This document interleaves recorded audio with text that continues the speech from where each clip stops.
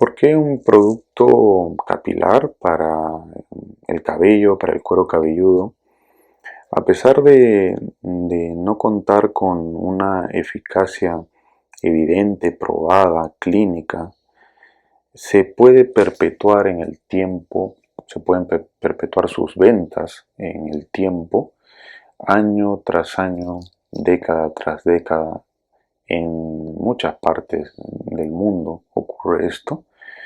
Y bueno, estos productos capilares, entre comillas, se entremezclan en la población, ¿no? Se dispersan en este ámbito capilar también.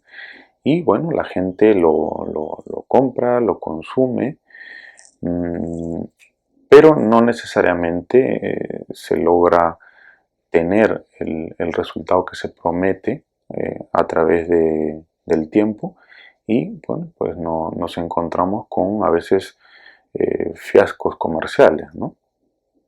Productos que prometen, ¿no? Los conocidos crecepelo, ya no solamente adjudicados como característica o adjetivo a tónicos, lociones, sino también, por ejemplo, a champús, ¿no? ¿Por qué? ¿Por qué ocurre esto?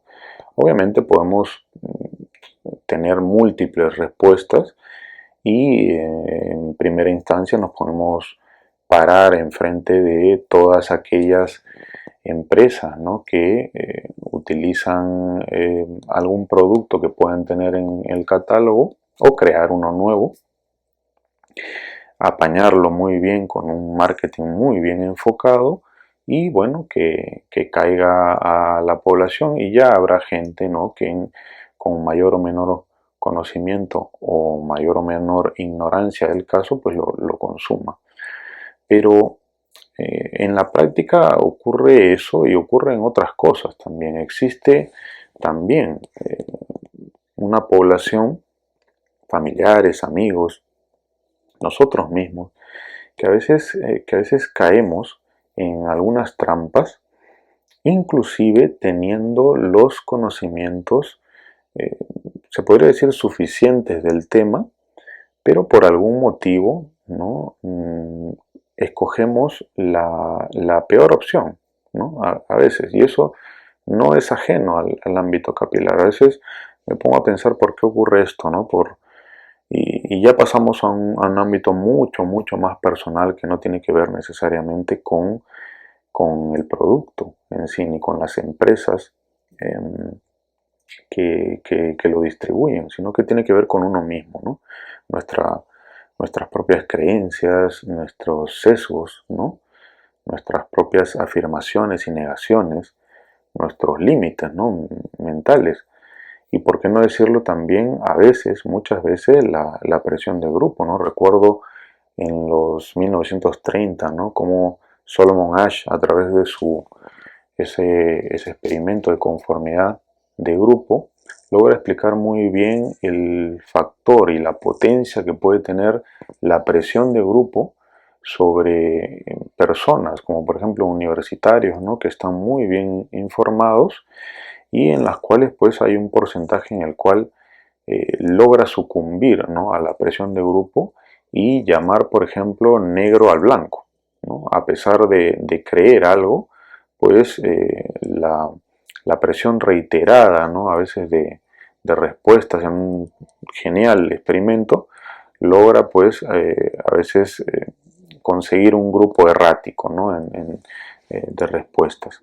Y yo creo que tenemos que pensar en ello, ¿no? Tenemos que pensar en, en este aspecto crítico que a veces uno debe tener, porque el medio capilar tiene muchísimos elementos que son vendidos y que la eficacia no es la adecuada, y invertimos tiempo y dinero en productos que no nos ocasionan nada en lo absoluto. Y eso tiene que quedar, yo creo que está claro, pero aún así se producen muchas ganancias, muchas ventas, muchas compras, y yo creo que al fin y al cabo hay una responsabilidad a veces hasta compartida, ¿no? En el capítulo de hoy del tricólogo, el capítulo número 14, voy a hablar del champú, ¿no? Que no está exento precisamente a heredar estas características con tinte milagroso que a veces históricamente se le ha dado a este producto.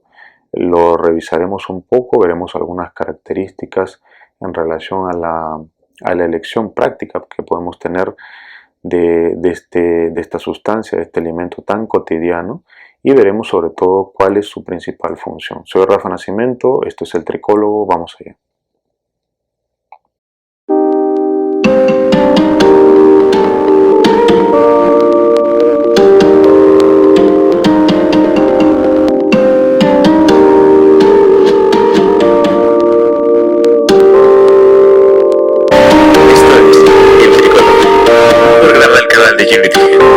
Si quieres entender a fondo los diferentes problemas capilares que existen y sus posibles soluciones científicas, este es tu lugar. Muy buenas, soy Rafa Nascimento, este es el capítulo número 14 del Tricólogo y hoy voy a hablar del champú, ese cotidiano producto, legendario producto que nosotros utilizamos día a día, de forma interdiaria, bueno, cada quien tiene sus cadencias, y que es una pieza clave en toda esa cosmética capilar, que lo primero que tengo que decir que el champú como tal, su objetivo principal y por el cual es creado, producido, independientemente de la cantidad de ingredientes que pueda tener, es básicamente la función de limpieza del cuero cabelludo, así tal cual. Puede tener características más, características menos, características que pueden recaer sobre el mismo pelo, pero la función principal es la de limpiar ese cuero cabelludo de suciedad, de grasa, ¿no?, que pueda tener, y evitar que ésta se acumule y desequilibre, ¿no?, un poco el microbioma que pueda haber ahí a ese nivel, y obviamente impida en cierta manera que un cuero cabelludo se mantenga pues lo más equilibrado y sano posible, ¿no? En relación a sus características inclusive físicas, ¿no? Pero eso es lo primero, ¿no? Cada vez que pensemos en un champú es pensar en su función de detergente. Ahora bien, ya metidos en esta línea del champú, se podría dar una clasificación algo simplista, pero no deja de ser orientativa, ¿no? El champú como tal, existen obviamente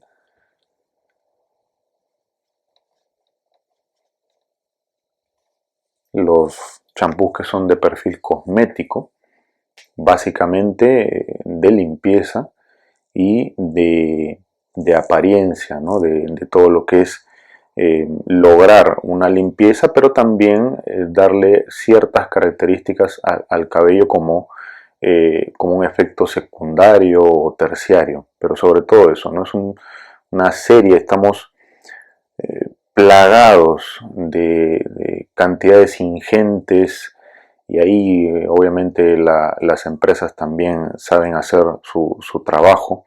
Estamos plagados de champús de diferente tipo, ¿no? De diferente mezcla, y vamos, a veces es exorbitante ver por dónde empezar o cómo continuar, ¿no? O si tengo que cambiar o no de champú. Y la mayoría de estos champús pues son cosméticos. Pero también hay que decir que existen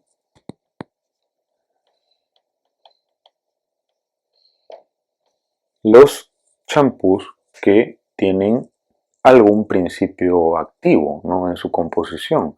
Son los champús que son medicados, ¿no?, que ejercen a través de esa acción de lavado, ejercen también una función equilibrante y reparadora, basándonos obviamente en alguna condición que pueda tener el paciente, como por ejemplo los estados de dermatitis seborreica, ¿no? Por poner un ejemplo. Entonces, hay ciertas características que pueden tener también algunos productos champú llamados, pero que pueden tener en su composición dentro de sus ingredientes principios activos. Y luego hay una línea,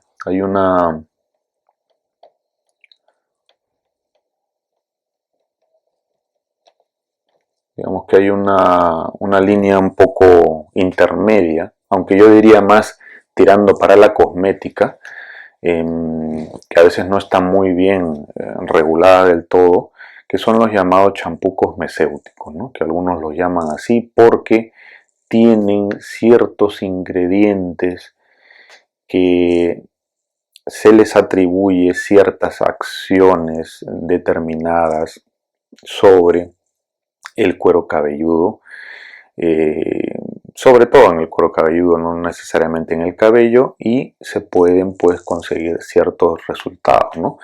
Entonces yo pondría básicamente a estos dos grupos un poco más cercanos, ¿no? Y a los medicados un poco alejándome por la idea de lo que significa el principio activo, ¿no? Por ejemplo, un champú de ketoconazol, ¿no? Que se suele utilizar mucho, a veces un poco acercándonos a la cadencia de uso que pueden tener los cosméticos, pero es un champú que tiene un principio activo que cumple una función muy, muy específica, ¿no? Y hay que saber un poco cómo utilizarlo. Y aquí pues hay de todo, ¿no? No voy a mencionar los tipos cosméticos porque la lista es impresionante, pero por ejemplo dentro de los cosmecéuticos a veces podemos encontrar, por ejemplo, productos como biotina o colágeno, ciertas moléculas, ¿no? Que, lo dicho, se les atribuye una función específica y se les confía, ¿no? Cierta actividad que puedan tener sobre el cuero cabelludo. Hay otros conceptos, existen otros conceptos que pienso que también tienen que quedar medianamente claros cuando uno utiliza algún producto sobre el cuero cabelludo. Y ahí sí me extiendo un poco a los diferentes vehículos que puedan tener los diferentes productos que uno se puede poner sobre el cuero cabelludo para determinadas acciones. El champú efectivamente es uno de ellos, es un detergente, ¿no? Al fin y al cabo, pero también es verdad que, por ejemplo, existen desde tónicos, lociones, cremas, ungüentos, ¿no? Fórmulas magistrales que se pueden depositar en dicha zona para obtener, para lograr a través de un ingrediente especial o su principio activo un resultado sobre el cuero cabelludo. Y en este caso, bueno, sobre el cuero cabelludo y a veces también sobre determinada condición. Y en este caso no podemos dejar de mencionar, por ejemplo, estos diferentes tipos de conceptos que tienen que ver con la unión de estos ingredientes y la penetración, utilizo uno de los conceptos, que va a tener alguno de esos ingredientes o todos sobre el cuero cabelludo, sobre la piel del cuero cabelludo para tener una acción determinada, buscada, esperada. Hay que decir que en términos generales la piel del cuero cabelludo, independientemente de la dureza que pueda tener en diferentes áreas, hay algunos estudios que revelan que puede tener mayor absorción de algunos componentes determinados en comparación con otras regiones del cuerpo. Y se le ha atribuido esa mayor absorción que pueda tener el cuero cabelludo precisamente a algunos focos de esos, bueno, algunos no, a los osteum foliculares que están repartidos por toda la cabeza, adjudicándole un punto, ¿no? De mayor absorción debido a esas salidas y entradas foliculares que podemos tener, que tenemos en el cuero cabelludo de forma nativa. Entonces hay un concepto, existen conceptos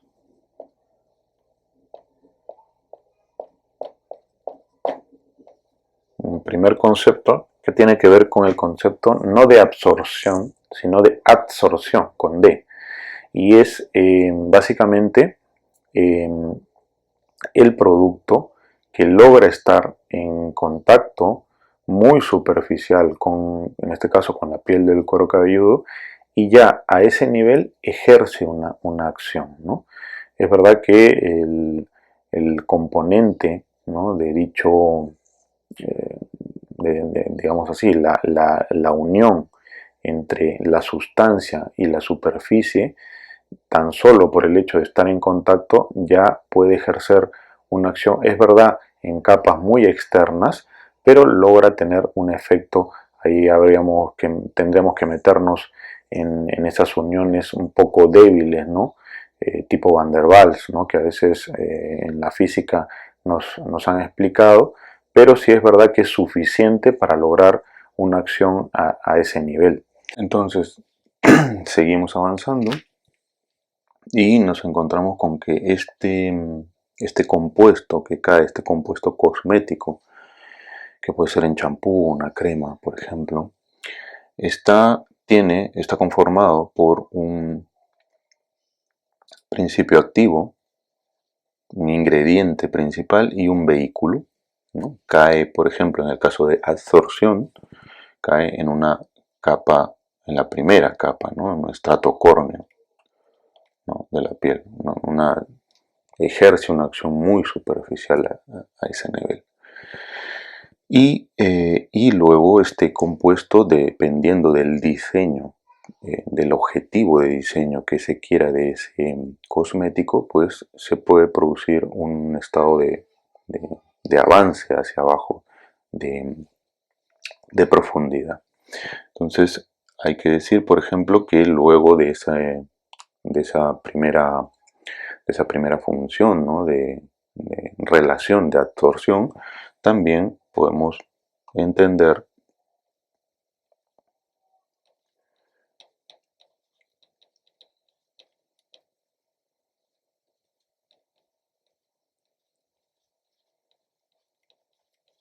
unos estados de penetración y de permeación, ¿no? Entonces seguimos avanzando en profundidad y nos encontramos, por ejemplo, con una zona que ya no solamente es un estrato córneo, ya estamos hablando, por ejemplo, de epidermis.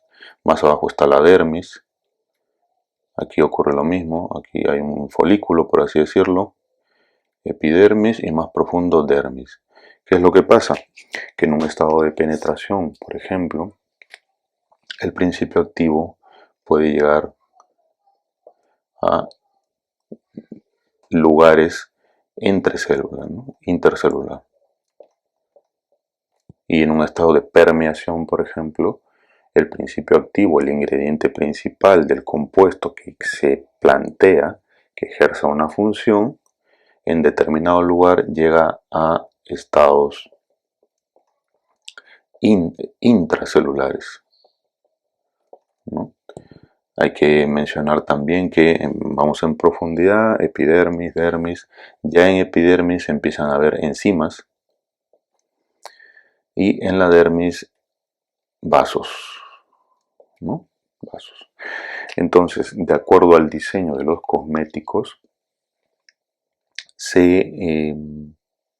intenta también, por seguridad, hay premisas y regulaciones muy estrictas que por seguridad un cosmético debería obviamente moverse solamente en zona de lo que es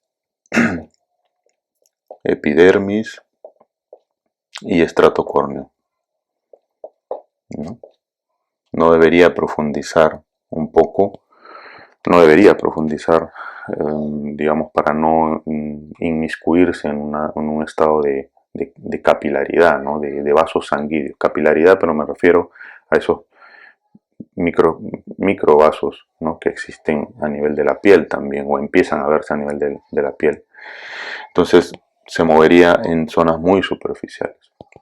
Y como último punto, como último lugar así de profundidad,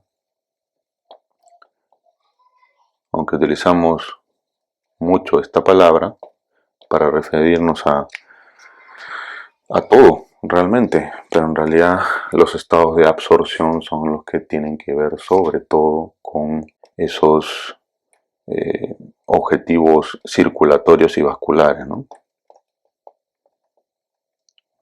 En donde ahí los principios activos o los ingredientes de diseño pueden llegar al torrente sanguíneo. Hay que tener esto bien en claro. Ahora, ¿de qué depende? ¿De qué puede depender?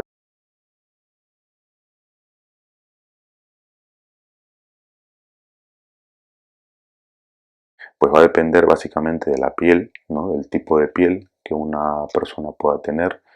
No existen necesariamente, los cueros cabelludos no son iguales en su composición, inclusive a nivel de lo que son la conformación de los lípidos, ¿no? por así decir, a nivel celular.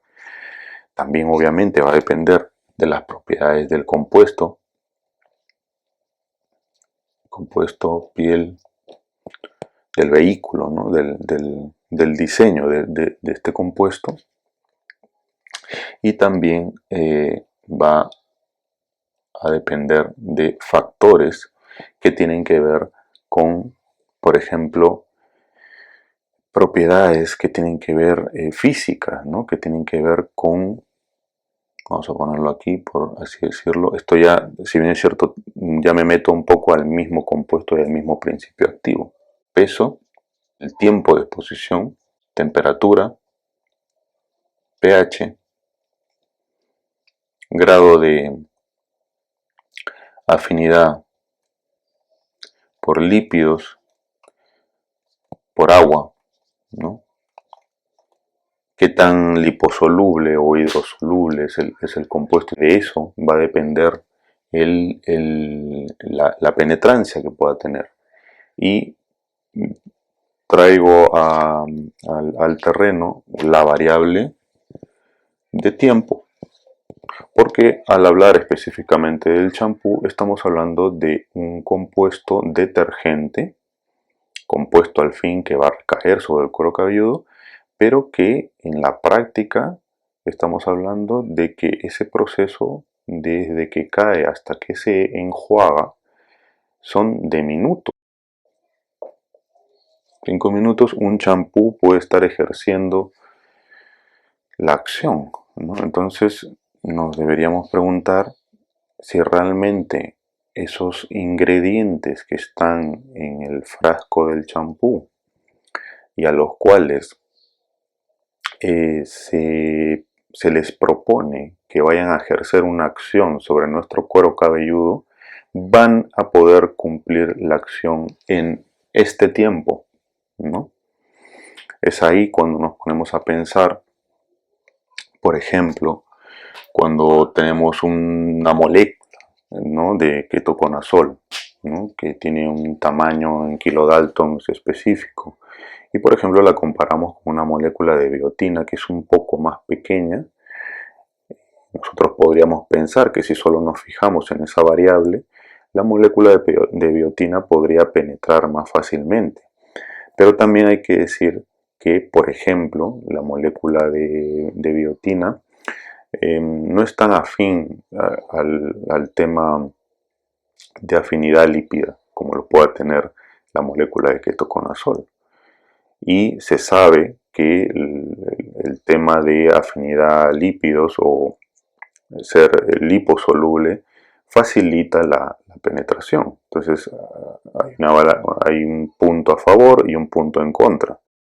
¿No? No estamos hablando que nos ponemos una crema, ¿no? Estamos hablando de un detergente que va a estar muy poco tiempo. no, vuelvo al tema del ketoconazol, sabemos, ¿no?, que este compuesto ejerce, a pesar de que esté poco tiempo ahí, ejerce una acción, no tiene por qué tener un grado de profundidad tan avanzado, porque lo que se quiere y lo que se busca de un medicamento como este tipo es que ejerza que regule, ¿no?, ese equilibrio a nivel de lo que es lo que puede ser la producción excesiva de algún grado de aumento de la población micótica, ¿no? Y eso no necesariamente se ve en estados profundos. Entonces nos hace pensar que este es un juego de muchas variables y que debemos tenerlo presente al momento de nosotros elegir qué compuesto nos puede beneficiar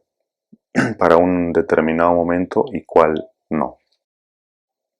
Bueno, ¿y cómo elegimos el champú?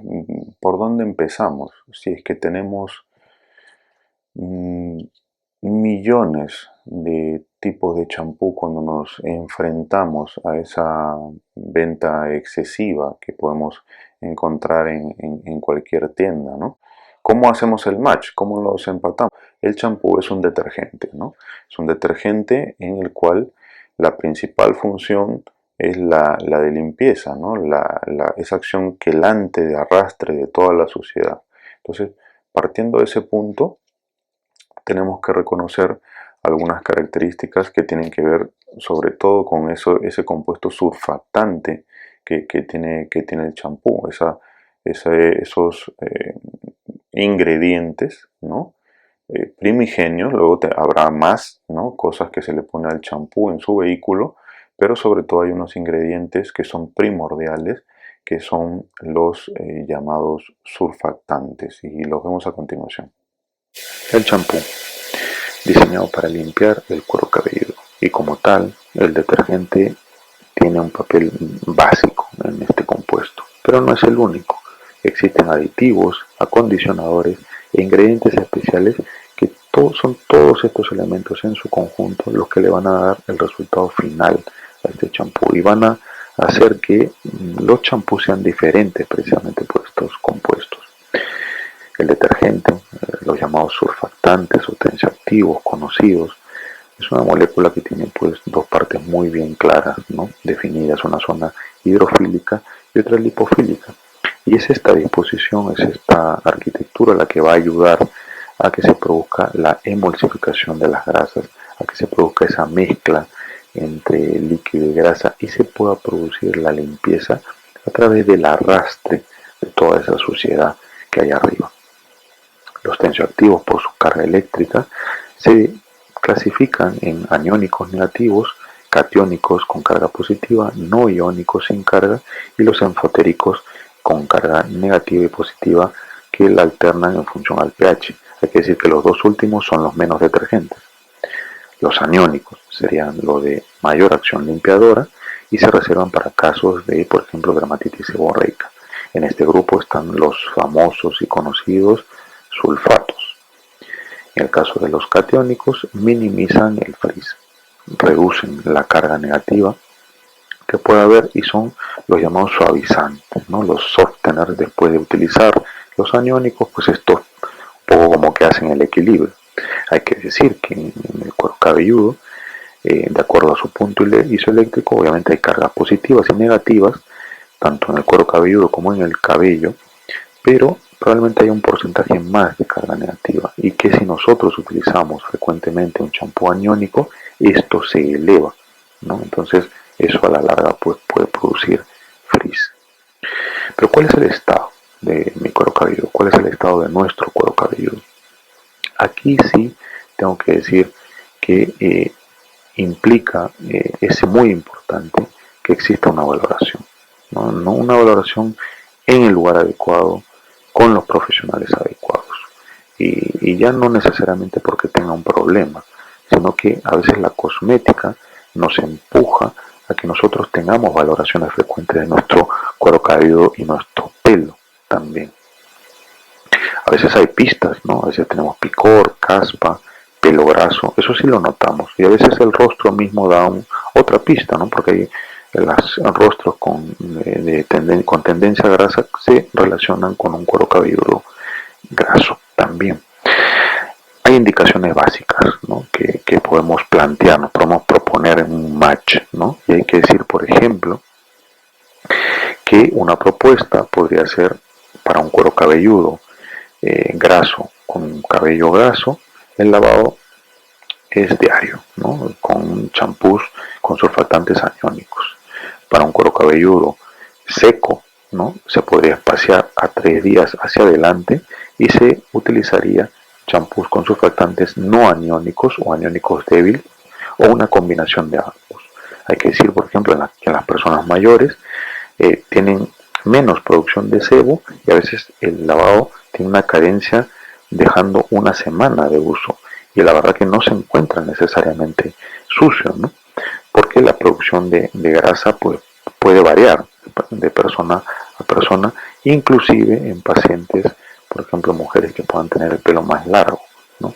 Entonces, estos son diferencias que hay que tener claro en la cabeza de lo que se podría utilizar. Seguimos un poco con las indicaciones.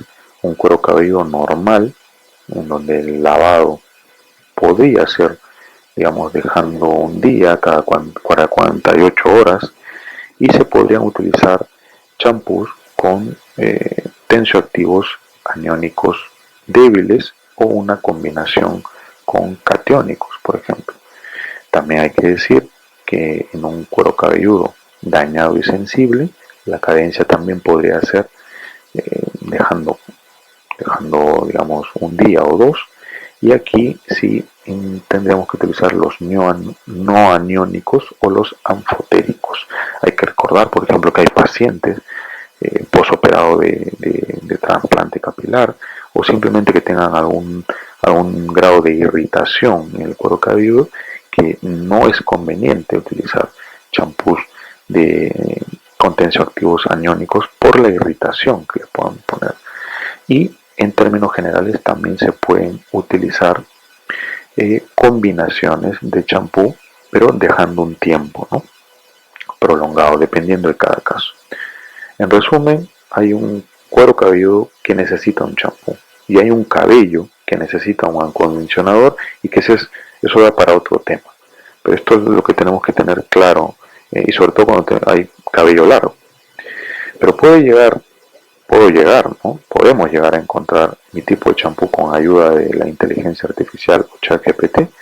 Este ha sido el año de la inteligencia artificial y la parte médica no está exenta de su uso. De hecho, deberíamos utilizarlo como ayuda porque realmente nos puede servir de mucho en el futuro.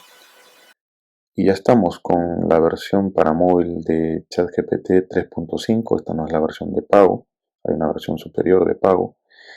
Y que, bueno, nos metemos de lleno a preguntarle, a hablarle, a pedirle cosas, ¿no? A esta inteligencia, a este lenguaje de inteligencia artificial, que también crece y se abastece de la información que recibe a nivel de pregunta. Entonces, por ejemplo, aquí le hago una pregunta muy concreta, ¿no? Y le pido, haz una lista con los tipos de surfactantes aniónicos que existen. Para ello, obviamente, yo ya sé que estoy buscando ese tipo de surfactante y que me va a ubicar en el tipo de champú que quiero, y me saca una clásica lista, ¿no? Con los 7 sulfatos, ¿no? que hay, ¿no?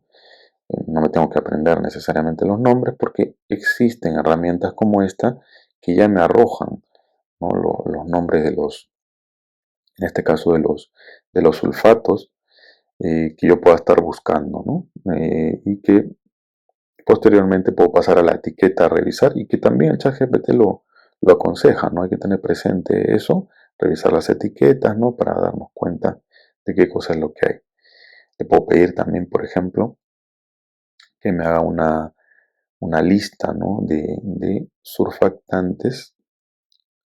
En este caso, variamos un poco la búsqueda o la petición y le hago una petición que me diga los de tipo catiónico, ¿no? Catiónico.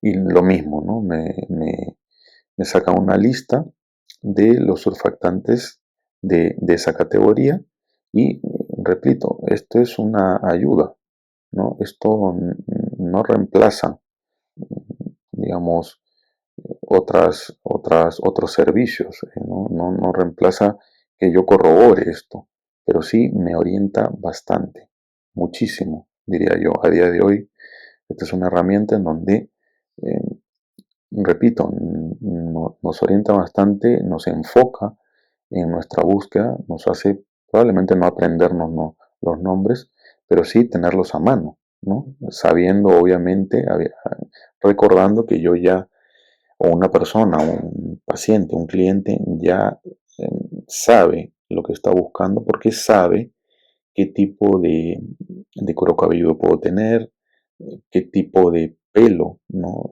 Puedo tener, aunque el tema del cabello deberíamos tocarlo luego con el tema de los acondicionadores. Pero sí es verdad que una herramienta como esta nos orienta bastante. Entonces, por ejemplo, podríamos ir un poco más allá, ¿no? Aquí le estoy pidiendo que me dé nombres ya directamente de champús, no de surfactantes, ¿no? De champús que puedan, por ejemplo, tener en su composición, que se vendan, que existan en el mercado, pero que puedan tener en su composición algún surfactante en particular, ¿no? Aquí eh, se lo estoy pidiendo, ¿no? Que me dé nombres, ejemplos de surfactantes, por ejemplo, aniónicos, ¿no? Los de limpieza, los de mayor limpieza, ¿no? A veces estos se le puede preguntar y a veces no lo responde. Pero en este caso, por ejemplo, me ha dado, no muchos ejemplos, pero me ha dado unos tres. Y me da con nombre. Hay que recordar que ChatGPT maneja información hasta el 2021, ¿vale? Con lo cual tiene también limitaciones. De ahí viene todo el tema de corroborar, eh, ubicar esta herramienta en el lugar que debe estar, ¿no? Y bueno, es de ayuda. Sin más, aquí le hago una nueva pregunta, porque sí es verdad que nos suele dar a veces el nombre de productos, pero por ejemplo aquí le vuelvo a pedir nombre de champú que tengan surfactantes débiles en su composición. Lo mismo, me da pocos ejemplos, pero me los da, ¿no? Entonces, ¿a qué quiero llegar con esto? Pues básicamente que existen herramientas como estas y de diverso tipo, ¿no? Cursos, vídeos, conocimiento a través de profesionales, y el mundo digital no es ajeno, ¿no? Son herramientas que nos rondan, están ahí y que van a servir a aquellas personas que estén lo mejor preparada posible, que tengan el conocimiento suficiente. En este caso, obviamente, al hablar, por ejemplo, de un producto tan común como el champú, que no deja de ser un cosmético, ¿no? De limpieza, debemos también tener presente que eso requiere un conocimiento nuestro, un conocimiento de lo que tenemos en nuestra piel, que a veces no nos damos cuenta, para luego salir afuera y buscar las cosas que necesitamos de acuerdo a lo que nosotros hemos encontrado en nuestra condición. Entonces, hay muchas herramientas de soporte y de ayuda que no van a reemplazar, digamos, nuestra búsqueda, no van a reemplazar nuestro espíritu crítico que podamos tener en ciertos aspectos, pero sí es verdad que hay una condición, y la condición es que nosotros aprendamos cada vez más, que nos empoderemos de lo que nos pasa en el cuerpo, en este caso en el aspecto capilar, y luego podamos nosotros ampliar nuestros conocimientos y basarnos en utilizar herramientas como esta, ¿no? Para saber un poco dónde nos movemos y obviamente para poder elegir mejor los productos que existen en el mercado. Esto era lo que yo quería comentar en este capítulo número 14 en relación al champú que ha dado realmente da mucho para hablar y que bueno, continuaré hablando también de los acondicionadores y otros tipos, muchísimos otros tipos de, de productos que existen en el mercado y temas también que tienen que ver con este gran mundo capilar que nos apasiona. Así que sin más, os espero ya en el siguiente capítulo del Tricólogo con otros temas también que espero que sean de vuestro interés. Y nada, nos vemos en el siguiente capítulo. Hasta luego.